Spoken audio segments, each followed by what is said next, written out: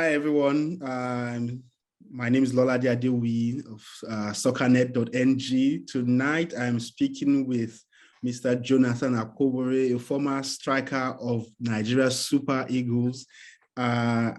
He has played for Nigeria. He knows the game. He knows Ghana, and we are leading up to the 2 games against Ghana in the next few days, and I wanted to ask him so much about his thoughts. So welcome, Mr. Jonathan Akpoborie. Thank you for taking this time to speak to SoccerNet.ng. Thank you very much. Thank you for having me. So my first question, we are going into a World Cup qualification doubleheader against Ghana. They are our biggest rivals. They are our brothers. We know so much about them. They know so much about us. How should a team like Nigeria prepare for a game against Ghana? We know they are always a hard nut to crack.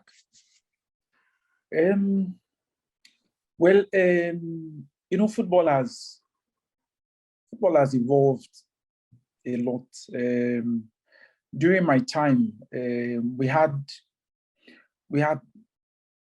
had so many good players in our team that regardless of who we want to play in Africa, it wasn't really if we were going to win. It was like how we were going to win. So it is quite different from what we have today. It's not that we don't have talented players, but we've had a lot of issues with the organization we have on the field. And it would be quite a big problem if we do not get that organization in any of these games. It should be tensed in camp, but at the end of the day, it depends on how the coach would handle everybody on the field. And will give them that confidence that, look, you guys are good enough to handle anybody. And he is supposed to actually give them, from the speeches, from the body language of the coach, that is where they are supposed to now draw confidence and say, okay, we believe in what he's saying. We believe in what he's telling us to do, and we should implement what he's showing us in training. We should implement that in the game. And I think if they do that, it will be very, very difficult for Ghana to actually beat Nigeria, because we do have the players that can do the job. We saw two different fortunes for both teams at the Africa Cup of Nations. Nigeria won all 3 group games. Ghana didn't win any game, didn't get past the group stage, were eliminated early. And now they have new coaches. Some, I know, Otto Addo, who used to play in Germany, who was an assistant coach, a scouting coach at Dortmund. But Ghana, that we know, no matter who is in charge, if you recall, ahead of the 2002 World Cup, we played them, the Hearts of Oak, when their coach, Jones Atwekwe Yefio, fielded only players from Hearts of Oak to play against the Okochas, Kanus, and Amokachis. And they held us to a goalless draw in Accra. No matter what, you find Ghana is a tough team. Why? In a derby like this, does form matter? Oh yes, it does. It gives you that extra confidence. It gives you that extra spring, going into the game. But in a derby like this, apart from form, there are so many things that are involved. This is the kind of game where you are forgiven if you win ugly, because you have to use everything in your arsenal to win a game like this. Ghana might have played very badly at the Nations Cup. This game is against Nigeria. Nigeria might have faltered against Tunisia. This is a game against Ghana. It's different. It's like me coming from Adjungle and we are playing a game against people from Orile, for example. We do not want to lose. This is that kind of game. We want to win by all means. Bragging rights will be for Nigeria if we win. And it's not just the bragging rights now. It's very, very unfortunate that, the loser of this game will not be at the World Cup. And I think, both teams deserve to be at the World Cup. That is another discussion, because FIFA, they need to review the 5 spots that they've given to Africa, because the teams in Africa are getting bigger and they are getting better. And Africa is 2 times or even 3 times bigger than the European continent. So they should actually review that. But coming into the game again, like I said, it is going to be a very, very difficult game. And I hope for Nigerians' sake that, the coach would actually get the right organization. Because if we do that, then no matter what they do, they have no chance to beat us. Let's look at this team. We have some very, highly informed players. Victor Osimhen, who's just caught a brace, 2, back-to-back braces.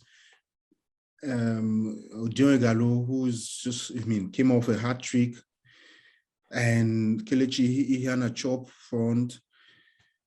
How do you see our strength in the striking department? You were a striker yourself. What do you see going into this game with our strikers? Well, I saw that game, Victor Osimhen. I saw the game live, and he is actually the real deal. When Nigeria says they are looking for a striker, that is the striker we are looking for. Any top club in Europe would be proud to have Osimhen today. And what they do, what Napoli does for him is actually play to his strength. They do everything for him to score those goals that you see. It's not playing to actually maybe our midfielders holding the ball or maybe going through the middle. No. Napoli, most of the time, they go to the wings and the pull-outs. Osimhen scored 2 goals in that game, one with the head and the other one with the leg. They were all crosses, and that is exactly what they give to him every time. If you watch Napoli play, about 70% of the attack will come from the wings because they know if they pull out, the boy has strength there. That is what I believe Nigeria should be doing. That is what the coach should be working on, because that is where our goals will come from. Even though we do have a lot of attacking options, I do not. I have nothing against Odion Igalo being in the team, but I think in an African game like that, where strength is needed, I don't think he should be the person that Nigeria should invite right now. The kind of Awoni would or should be in that team, because those are the people that would use strength to actually accomplish what we want on the field of play. But if they've invited somebody, Maybe I am not the coach. So there is something he has seen, and that is why he has invited all of these players. So we wait and we keep our fingers crossed and hope that we arrange ourselves very well for our team to do well. We will be without Wilfred Ndidi in midfield. There's a sad miss. He's one of the best players for the Super Eagles in Europe currently. In his absence, who do you think should be partnering with Joseph Aribo in that holding role? It's a very, very difficult one. To tell you, to be honest, I did not really look at the whole list of the players that Austin Eguavoen has invited for this game. But regardless, of maybe looking at the list or not looking at the list, if our team, if the Super Eagles are playing today and you tell me Ndidi is not playing, then there's something missing in our defensive midfield, because he breaks a lot of opponents' passes, or their rhythm and all of that, which is really, really fantastic for our defense. And that is exactly the area where we have a lot of problems. We do well when we attack, when we are moving forward. We do very, very well. But we don't do very well when we arrange ourselves to defend. And if a team that is well organized and they pass the ball very well, then we have problems. That is what we had against Tunisia. And we, unfortunately for us, at that Nations Cup, we did not pick the right tactic on the day. That was why we lost against Tunisia. That is why I keep pounding that, the coach should pick and arrange the players very well, and we will win, because I know we have the skill, we have the strength, we have the stamina. Let's take a look at the Ghanaian attack. They have a German-based player who is in the second Bundesliga, Daniel Ocher. He plays at St. Pauli, FC St. Pauli. Have you seen him play? What do you think? Yes. Yeah. He's a very, very fast player. He's very, very fast. And those are the kind of players that can actually cause problems if they play well. If they play well. Their team has not really changed very well from the Nations Cup. Otto Addo, like I said, he's a very, very good coach. I know him very well. He's a friend. He has plenty of work to do to actually transform how they played at the Nations Cup. But if you look at football again, 1 week is not plenty, because if you look at Chelsea, when the game after Lampard was excused from Chelsea, the game after that, Chelsea started playing brilliant football. So the coach that is in charge can actually make a difference if he picks the right way to arrange his players on the field. They will not be like that at like they were at the Nations Cup, definitely. And I'm counting on it also that we will not be the same like we were against Tunisia. If we can play as we played the first 3 games, picking the right tactic, because against every team, there is always a key to unlock anything that they've locked. It is for the coach to now study the opponents and actually now arrange our boys accordingly. We have players that can adapt to any system of play, because we have players that have skill, we have players that have speed, we have players that have strength. Where we don't arrange ourselves very well, like I said, is the defense. He has to really, really do a lot of work. And like I said, the game will not really be a big problem. Let's quickly talk about defense. Leon Balogun returns after the injury that kept him away from the AFCON. Although we haven't had so much recent football from William Ekong, but it's most likely that they'll be both returning to their partnership. How do you see this playing out? I think both of them, they've been our best pair at that position for some time now. And I think Leon has really, really picked up when it comes to play for Nigeria. In the beginning, there were questions if he was if he could actually handle the strength in Africa and the rest. Troost Ekong has been, the strong man, in our defense. And in organization of the defense, I think maybe when Leon is there, he's loud enough to actually push the players and arrange them when the opponents are with the ball. The goalkeeper plays a very important role also in doing that arrangement when it comes to defending.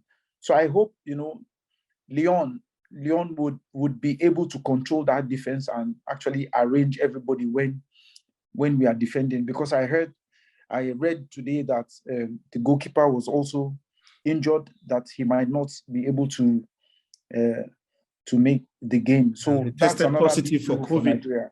Yeah. Well, that's another big blow for Nigeria. One player that I'd love for you to talk about, Moses Simon.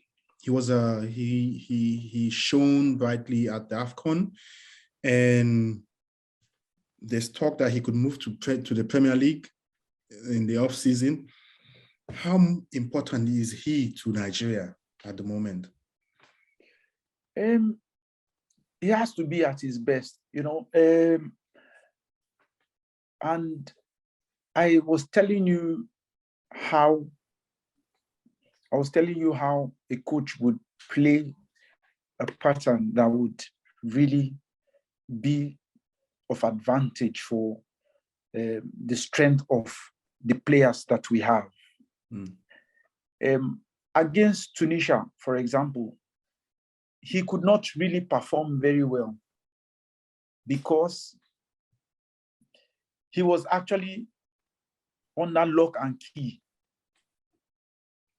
We have attacking players that have speed. If you actually loosen them and open the gates for them to go, it will be a worry for the opponent's defense because they know we have this kind of players. So that is where we say the best defense is attack.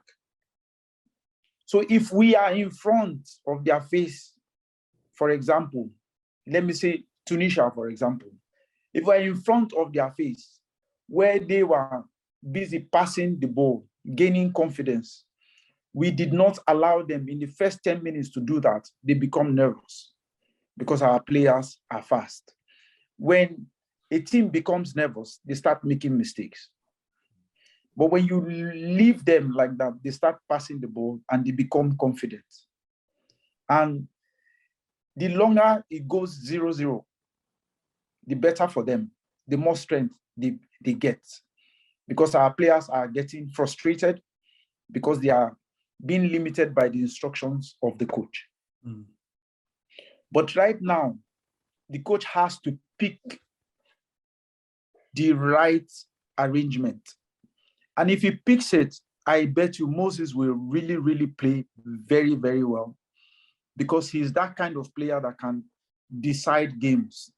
He's that kind of player that can bring out those pullouts that I'm telling you about for Osimhen. That is the kind of player. And to their strength, we need to arrange our football to feed them. So when we feed them, everybody becomes happy. Brilliant, brilliant. Thank you very much for your insight into the Super Eagles. Should I interest you into making a prediction for the game?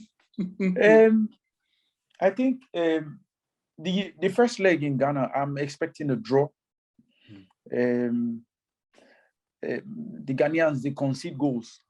And we in Nigeria, we concede goals. The only thing is we actually score more goals than we concede. So it is going to be a score draw in Ghana, and Nigeria will beat Ghana in Abuja. Brilliant. Thank you very much for your prediction, and we look forward to two amazing football matches between Ghana and Nigeria on the 25th and on the 29th of March in Kumasi and in Abuja. I must also say, but just before that, I have been to the Kumasi Stadium about 3 times in the past, and I know the passion of the Kumasi people, and I think Ghana got what they wanted by going to Kumasi. It won't be easy because Kumasi is a really football crazy city, but I'm positive that the Super Eagles will come out unscathed. They will fly high. No, the boys are ready. I think the boys are ready. They are professionals. Like I was telling some of my friends that the boys are professionals, and the only thing, there are some things that happen when the boys are in Nigeria for training. During my time, I think for the qualifying for the '98 World Cup in France, Trousset would not allow the Super Eagles to train in Lagos. We would train in Côte d'Ivoire. You know why he does that? Because he doesn't want the distractions. The distractions are one. Too many private people coming to give unnecessary speeches to the boys. They make them nervous unnecessarily. In football, those are the little things. When somebody comes and he says, okay, I want to talk to the team. Why do you want to talk to the team? The coach should control who wants to talk to the team, because every word you say might be taken differently from any of the players. It might be that word that will motivate one player, but it may be that same word that would demolish another player's confidence. So the coach would control. In Europe, the coach will never allow anybody to come and talk to the team except him or his staff. Or you tell him exactly what you want to say, he comes and he says, and he would not be allowed to say anything regarding football. That is done every time in Nigeria. But during my time, most of these coaches would not allow anybody to come to speak to us, because every work has been done to play the game. After the game, you can talk to the boys. But before the game, nobody should be allowed to talk to them. Very interesting insight, and I hope that this game helps us to make many things right, although we know it's difficult when it comes to local coaches like Mr. Akpoborie, who is in charge now. Yes, you can be tough to manage your employers and their egos, and we know there's so many of them in but let's hope that the Super Eagles fly in Kumasi and also in Abuja and take us to Qatar, which will be... And all of us will be in Qatar by the grace of God. Yeah. Thank you very much once again, Mr. Akpoborie. You're welcome. For your time. Appreciate your insight. Thank you very much. Thank you.